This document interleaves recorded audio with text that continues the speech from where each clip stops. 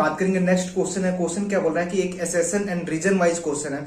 Assertion ये बोल रहा है कि constriction of efferent arteriole decrease GFR. It means क्या होगा कि यदि एफरेंट आर्टरियोल है, एफरेंट आर्टरियोल के यदि डायमीटर को क्या करे, उसके अंतर्गत डायमीटर को अंतर्गत कंस्ट्रक्शन करते हैं, इट मींस उसकी जो ल्यूमेन है वे नैरो हो जाए, तो क्या यह जीएफआर को कम कर देगा।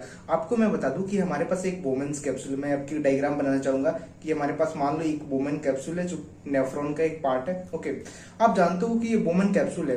बोमेन कैप्सूल से ब्लड कहां से आता है, एफरेंट आर्टरियोल के थ्रू आता है। जो ग्लोमेरुलस, मान लो ये ग्लोमेरुलस हुआ, एफरेंट आर्टरियोल हुआ ये, ठीक है। और यहां से ब्लड कौन ले जाता है, एफरेंट आर्टरियोल लग चली जाती है ब्लड। ओके, तो एक्चुअल में बात कहूं कि जो एक्चुअल में नेफ्रॉन के अंदर जो ब्लड आ रहा है, कहां से आ रहा है ब्लड, तो एफरेंट आर्टरियोल के थ्रू हो रखकर आ रहा है, एफरेंट आर्टरियोल। क्वेश्चन क्या बोल रहा है कि यदि एफरेंट आर्टरियोल है, इसकी जो ल्यूमेन को इसके अंदर कंस्ट्रक्शन कर दिया जाए, तो ऑब्वियस सी बात है इसकी जो यदि ल्यूमेन क्या होगी, ल्यूमेन नैरो हो जाएगी, तो ब्लड सप्लाई भी क्या हो जाएगा, ब्लड सप्लाई भी क्या हो जाएगा, इसके अंदर ब्लड सप्लाई भी कम हो जाएगा। ऑब्वियस सी बात है, यदि ब्लड सप्लाई कम हुआ तो यहाँ पे ब्लड की कंसेंट्रेशन कम हो जाएगी, तो ऑब्वियसली बात है जीएफआर कम होगा।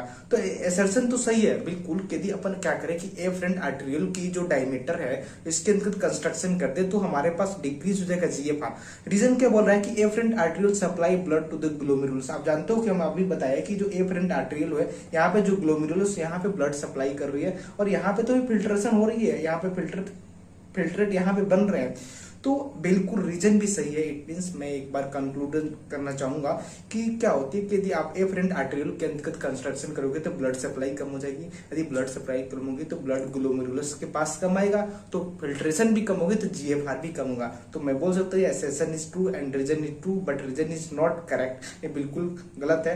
Assertion is true and reason is true and reason is correct explanation. यहाँ पे छूट गया है करेक्ट एक्सप्लेनेशन